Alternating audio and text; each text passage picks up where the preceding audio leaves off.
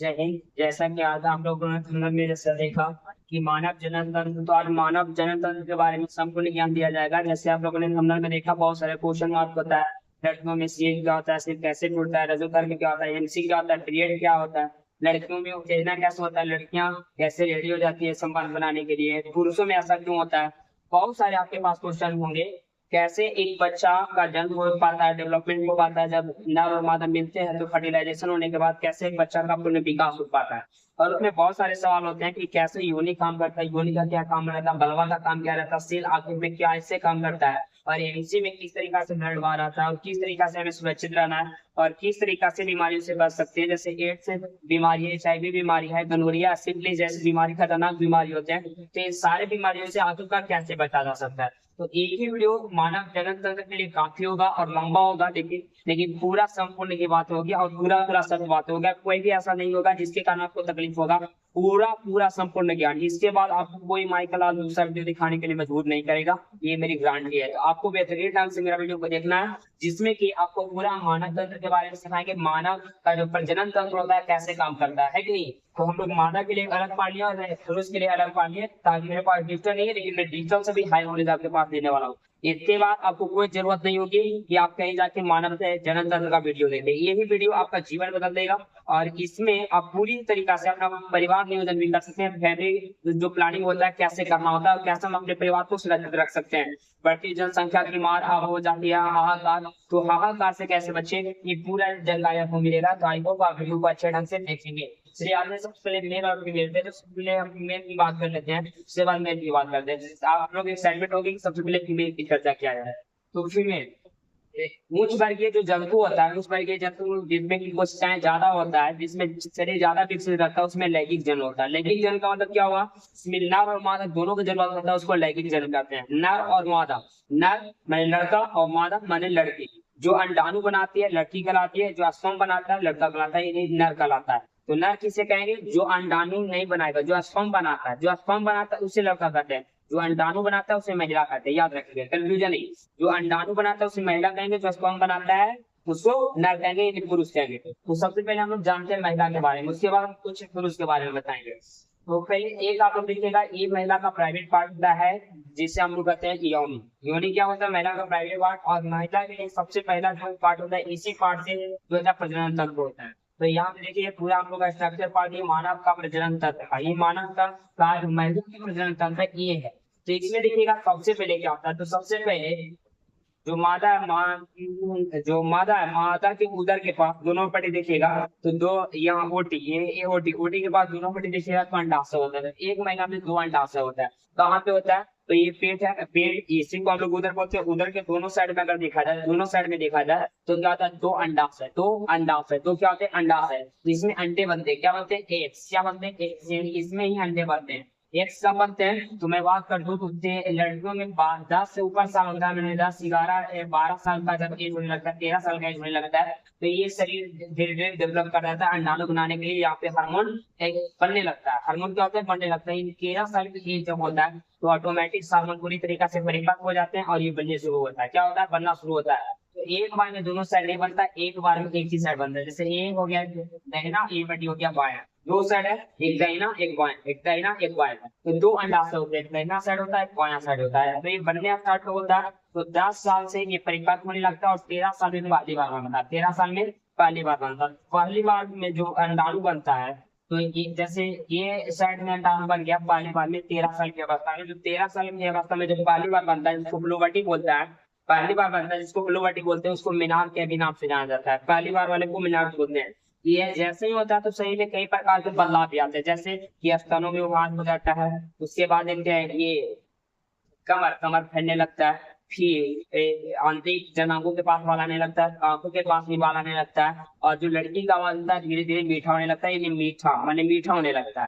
कि क्या, जब ये रेडियोथेरेपी के जब काम चलने लगता है, तो जब हार्मोन पूरी तरीके से विकसित हो जाता है, तो पहली बार जो होता है उसको हम लोग मेनाज बोलते हैं। पहली बार वाला को हम लोग मेनाज बोलते हैं। तो यहाँ से क्या होता है, पहली बार जब मिलाप होता है तो उसमें कोई दर्द उत्पन्न नहीं होता। कई बार आप लोगों ने सुना होगा कि जब पहली बार मिलाप हो ये होता है तो बहुत ही जोर से दर्द होता है, ये होता है वो होता है, लाना फलाना ढेकाना। लेकिन ये पूरा पूरा गलत है। पहली बार में कुछ ऐसा नहीं होता, पहली बार में एकदम नॉर्मल होता है जैसा कि होना चाहिए। तो ये पहली बार में होता है जब 13 साल में होता है, तो 13 साल में होता है तो ये क्या होता है कि 28 दिन तक रहता है, 28 दिन होता है। और 28 दिनों के बाद जब ये फर्टिलाइज नहीं हो पाता है, ये स्पर्म से नहीं मिल पाता है, तो ये बाहर आ जाता है। ये बाहर आ जाता है जो ब्लड के जैसा में आते रहता है, और 2 से 3 दिनों तक ये बाहर आ जाता है शरीर के माध्यम से। 2 से 3 ये योनि का काम रहता है। जो फर्टिलाइजेशन ना होता है तो रूटीन स्राव को कंट्रोल करना किसका काम रहता है, योनि को। ये ही बाहर करता है, और जो स्पर्म को भी अंदर ले जाने का काम रहता है योनि को, हम बताएंगे। तो पहली बार में ये क्या करता है, बाहर कर देता है। अब जैसे ही बाहर कर दिया तो 5 मंथ में इस टाइप बन गया, मान लीजिए डायना सेट बना है, तो अगले बार में बामा साइड ही बनेगा। तो अगले फरवरी जो मंथ आएगा तो फरवरी मंथ में हमेशा बाया साइड बनेगा। क्या होगा, बाया साइड फिर से बनेगा अंडाणु, और फिर फर्टिलाइजेशन के लिए तैयार होगा। और जब फर्टिलाइजेशन के लिए जब अंडाणु बनता है तो 14वें दिन आगे गर्भ के पास आ जाता है। 14 डेज जब होता है, 14वां दिन होता है, तो 14वां दिन में अंडाणु गर्भ के पास आके रुकता है। ये 2 दिनों के लिए रुकता है। कितने दिन के लिए, 2 दिन के लिए। तो यहाँ से अंडाशय से गर्भ तक आने में अंडाणु कितना दिन लगता है, 14 दिन। और 14 दिन आता है, और गर्भ के पास 2 दिन ठहरता है, मात्र 2 दिन। और 2 दिन के बाद फिर वापस रिटर्न आ जाता है, 2 दिन। तो ये सबसे ज्यादा अगर मतलब गर्भ फर्टिलाइजेशन होने की संभावना किन दिन है, 100% किस संभावना होगी, तो बता देते हैं 14वें दिन। 14वें और 15वें दिन फर्टिलाइजेशन होने की संभावना बहुत ही ज्यादा रहता है। मैंने 100% है कि निषेचन होगा, ये तय होता है। तब 100% होता है कि निषेचन होगा, 100% लिखा है। और उसके बाद जैसे जैसे 16 दिन के बाद तो धीरे धीरे अंडाणु अपने अंडाशय में सड़ा के आने लगता है, सड़ा के आने लगता है, ठीक है ना। तो ये होता है पहला बार। अब उसके बाद इसके नीचे ये होता है योनि। योनि क्या होता है, रास्ता होता है जो स्पर्म को ले जाता है और मंथली पीरियड को बाहर करने का रास्ता होता है। ये उसके बाद एक यहाँ पे हाइमेन है, यानी बलवा, हाइमेन यानी बलवा, हाइमेन यानी बलवा। ये हाइमेन होता है जिसे हम लोग झिल्ली बोलते हैं, जो पहली बार लड़कियों में 10 से 12 साल की अवस्था जब होती है तो बनता है। लेकिन अत्यधिक जैसे दौड़ होती है या पहली बार जब पीरियड होता है तो ऐसा होता है कि जोर जोर से झटका लगने के बाद भी ये टूट जाता है। तो ये टूटने के बाद दोबारा कभी संपर्क नहीं आता है, टूटता नहीं है। इसी को लोग सील के नाम से भी जानते हैं, इसी को सील बोला जाता है।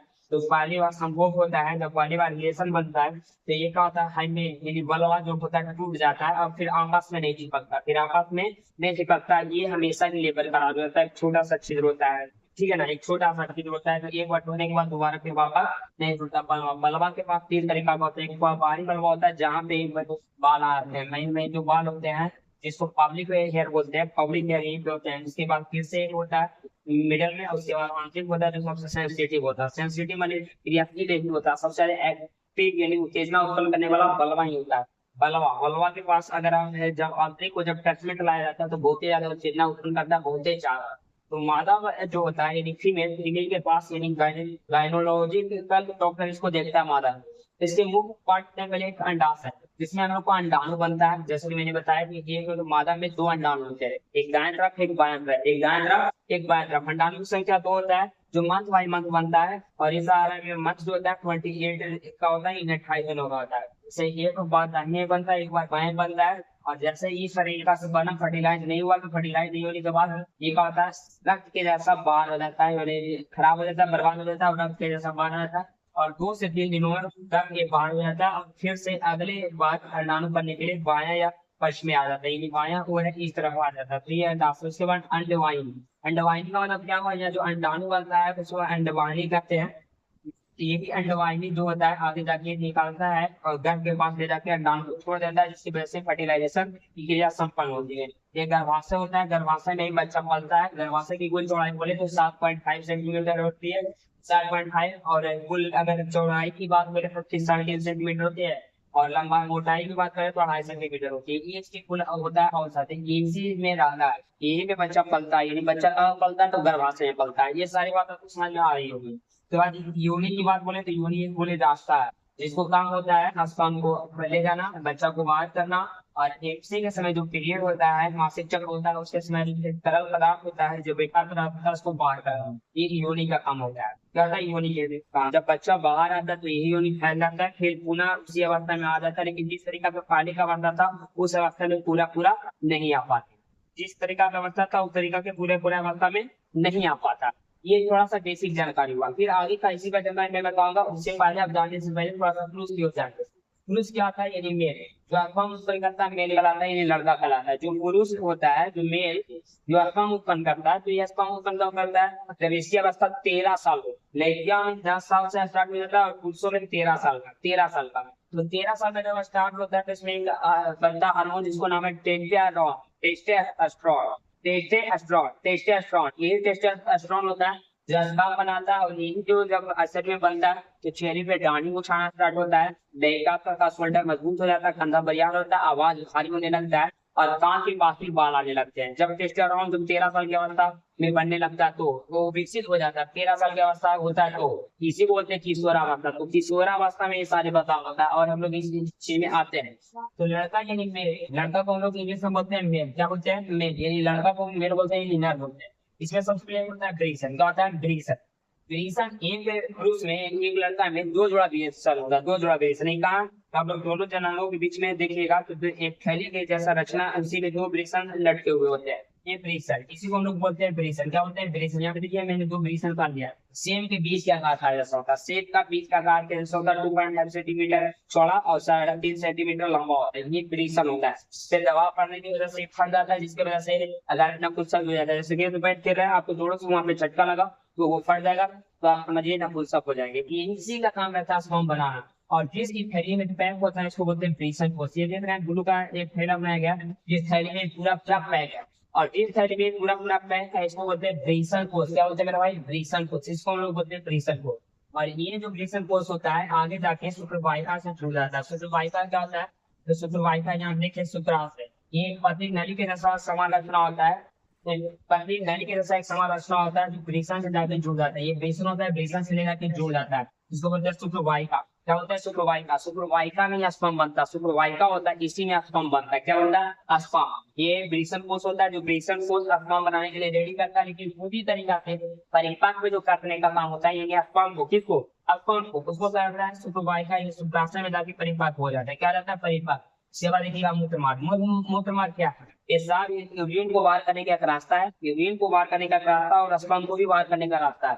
जो समय माने स्पर्म निकलेगा उस समय यूरिन नहीं निकलेगा, पेशाब नहीं निकलेगा। जो समय पेशाब निकलेगा उस समय यूरिन, ये स्पर्म नहीं निकलेगा। दोनों का अलग अलग समय होता है, ताकि दोनों जब जो समय स्पर्म बाहर आने लगता है तो मूत्र मार्ग, जो मूत्राशय रहता है, जहाँ पे पेशाब जमा रहता है, वो वाला का जो रहता है नस रहता है, वो बंद रहता है। वो क्यों रहता है, वो ब्रेन उसको आदेश देता है कि अपने तुमको पेशाब बाहर नहीं करना है, ठीक है ना। तो ये होता है मूत्र मार्ग। उसके बाद होता है चीज सगेरी बोलते हैं पेनिस। ये जो है ना, ये वाला को हम लोग बोलते हैं पेनिस। ये ऐसा रहता है, इसी को हम लोग बोलते हैं पेनिस। इसको हम लोग क्या बोलते हैं, पेनिस। और आगे देखते हैं तो ये ऊपर गोल टाइप रहता है, जिसको बोलते हैं गन्नांश, इसी को बोलते हैं गन्नांश। ये होता है बड़ा तेलनाशील होता है, जो प्रीम्पस नाम का कवर से ढका रहता है। प्रीम्पस नाम का कवर से ढका रहता है, जिसे आगे पीछे किया जा सकता है। प्रीम्पस नाम का कवर से ढका रहता है, प्रीम्पस नाम का कवर से ढका रहता है, जिसको आगे पीछे किया जा सकता है। ये होता है छिद्र, जिसे यूरिन को बाहर किया जाता है, पेशाब को बाहर किया जाता है, पेशाब को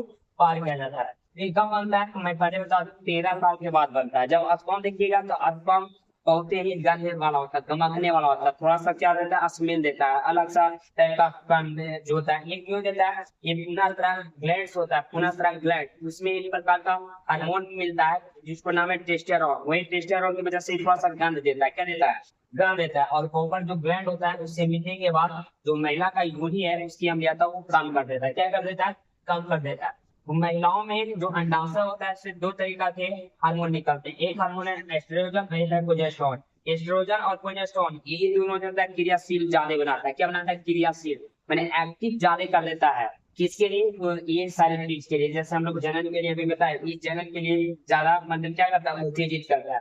मेल के लिए ऐसा होता है, मेल के लिए बेसन होता है, जो पहले दो होता है। मेल के लिए बेसन की बात बोले तो दो होता है। बेसन को जिसमें नहीं रहता है, बेसन को उसका शुक्राशय, ये ब्रेसन से जुड़ा था शुक्राशय, जिसमें स्पर्म बनता है। जिसमें स्पर्म बनता है कैसा होता है, तो गाढ़ा नेटा के जैसा होता है, गाढ़ा नेटा के जैसा होगा, चिपचिपा गंधे वाला होता है। कैसा होता है, गंध वाला। यही जाके फर्टिलाइजेशन के लिए आता है। क्या होता है, आता है। उसके बाद सीसन होते हैं। क्या होते हैं, सीसन, ये आते हैं योनि के पास, आते हैं योनि के पास। जब नर युग्मक और मादा युग्मक जब दोनों का फर्टिलाइज कराया जाता है, मेल कराया जाता है, तो उसके बाद निषेचन की क्रिया होती है, तो ये आता है और योनि के पास जाता है। तो ये जो सबसे पहले बलवा होता है, तो बलवा के पास एक बार प्रतिरोध उत्पन्न करता है, जिसे हम लोग हाइमेट बोलते हैं यानी सील बोलते हैं। तो पहली बार जब संभोग होता है तो उस समय टूट जाता है। इसके बाद चला जाता है योनि के पास। अब योनि के पास गया तो स्पर्म जो होता है, स्पर्म स्पर्म बहुत ही तेजी से भागने लगता है। 100 माइक्रोमीटर प्रति सेकंड की स्पीड होती है। 100 माइक्रोमीटर प्रति सेकंड की स्पीड होती है स्पर्म की। स्पर्म कैसा होता है, तो आगे माथा होगा गोल टाइप का, और पीछे फूल के जैसा होगा, जैसे बिग मछली के देखते हैं तो वैसे होता है। स्पर्म कैसा होता है, नेटा ही जैसा रहता है, लेकिन आप देखिएगा कि हम देखते हैं तो नेटा जैसा रहता है। तो आप माइक्रोस्कोप से देखिएगा तो बड़ा तेजी से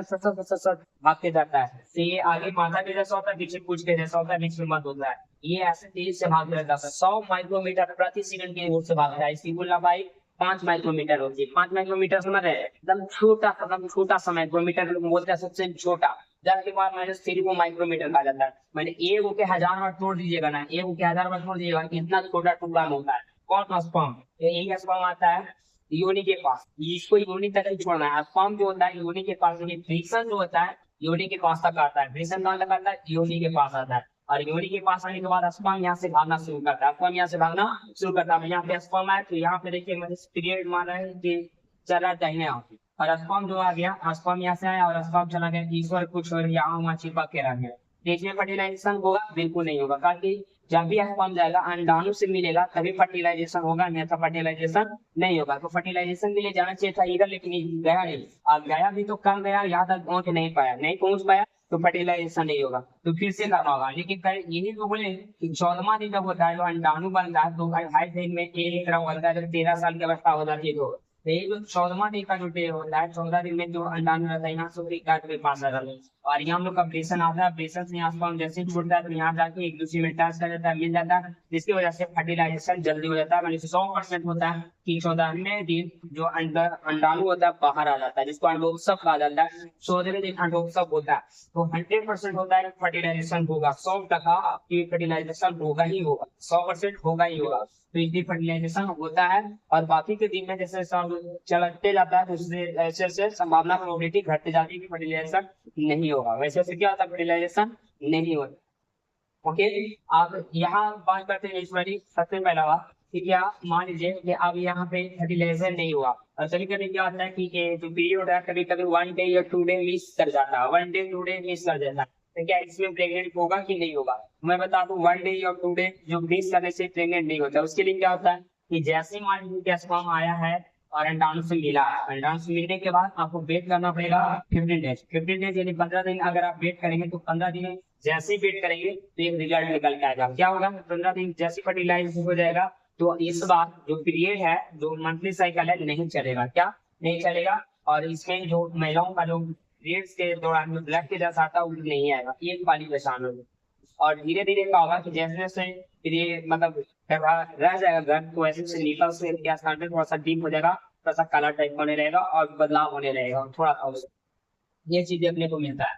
तो फिर 15 डेज, और इसके बाद तो बहुत सारे ऐसे कीड़ भी आते हैं जिसकी वजह से आप चेक नहीं कर सकते हैं कि हुआ या नहीं हुआ। लेकिन मैं बता दूं कि जैसे अगर गर्भ आता है तो उस समय में ज्यादा ऊंचाई पे या ज्यादा वजन लेने की कोई जरूरत नहीं है। कि अगर आप लेते हैं तो क्या होता है कि वजह की वजह से, प्रेशर की वजह से जो स्पर्म जो हुआ था, फर्टिलाइज हुआ था, स्पर्म की वजह से वो स्पर्म बाहर आ जाता है, जिसकी वजह से कह सकते हैं कि डिस्चार्ज हो जाता है। क्या हो जाता है, डिस्चार्ज हो जाता है। समझे कि नहीं, ये ऐसे मतलब एक डिस्चार्ज दो तरीका का होता है। ये हो गया, एक और होता है महिला में बजाय ऐना के पास एक होता है डिस्चार्ज, तो नॉर्मल बोलते रहता है, ठीक है ना। वो जब ज्यादा संवेदनशीलता होती है तब ऐसा होता है, तब उसमें कोई दिक्कत नहीं है। इसको हल्का गीला रहेगा, ये अच्छी बात है। पूरी टाइट रहेगा तो इसका मतलब ये होता है कि मतलब उसको स्वास्थ्य नहीं है। स्वास्थ्य के लिए थोड़ा सा गीला होना जरूरी होता है। क्या होता है, जरूरी होता है। और कोई आप लोग का कोई क्वेश्चन रहेगा तो हमें भेजिएगा, मैं उस पर और बताऊंगा। कोई दिक्कत रहेगा तो यहाँ तक आप लोग को समझ में आया कि कैसे कैसे होता है। अब यहाँ तक मेल फीमेल, मेल और फीमेल दोनों को ऐड जब किया जाता है, मेल और फीमेल को जब दोनों को ऐड किया जाता है तो फर्टिलाइजेशन की क्रिया संपूर्ण हो जाती है। अब जैसे फर्टिलाइजेशन हो जाता है तो शुरुआत में माँ के जो गर्भ में पलता है, अब यहाँ पे हम बात करेंगे माँ के गर्भ में पलने लगता है बच्चा। तो माँ के गर्भ में पलने लगता है तो हम बताए 15 दिन में आपको पता पूरी पूरी चल जाता है कि हाँ प्रेग्नेंट है तो 15 दिन में आपको पता चल जाएगा कि आगे आने वाले समय में आपको जो मंथ है, ये पीरियड है, वो नहीं आने वाला। ओके, तो दिक्कत नहीं है। अब मेन सवाल है कि लड़का और लड़की उत्पन्न कैसे होता है, किसी का लड़का किसी का लड़की कैसे उत्पन्न होती है। तो मैं बता दूं, मनुष्य में 23 जोड़ा क्रोमोसोम पाया जाता है, 23 जोड़े क्रोमोसोम पाया जाता है। मैं अगर नर में बोले तो भी 23 जोड़ा होता है, और मादा में बोले तो 23 जोड़ा होता है। तो मादा में सारे क्रोमोसोम एक जैसा होता है, जिसको एक सेक्स नाम से इससे जाना जाता है। लेकिन पुरुष में क्या होता है, 22 वो एक जैसा होता है, एक होता है एक्स वाई, जिसको ऑटोसोम के नाम से जाना जाता है, ऑटोसोम के नाम से जाना जाता है। ऑटोसोम, ऑटोसोम एक बोला जाता है, जो लड़का में एक वाई नाम का होता है, एक्स और वाई। और यही जो होता है लड़का में एक्स और वाई, यही तय करके बताता है कि लड़का होगा कि लड़की। जैसे कि लड़की का एक नाम का क्रोमोसोम है और लड़का के भी एक नाम का क्रोमोसोम है, इस स्थिति में लड़की पैदा होती है। और लड़का का एक से बाई नाम का क्रोमोसोम आया, लड़की को एक नाम का क्रोमोसोम आया, एक्स और बाई आया, तो इसमें लड़का उत्पन्न होता है।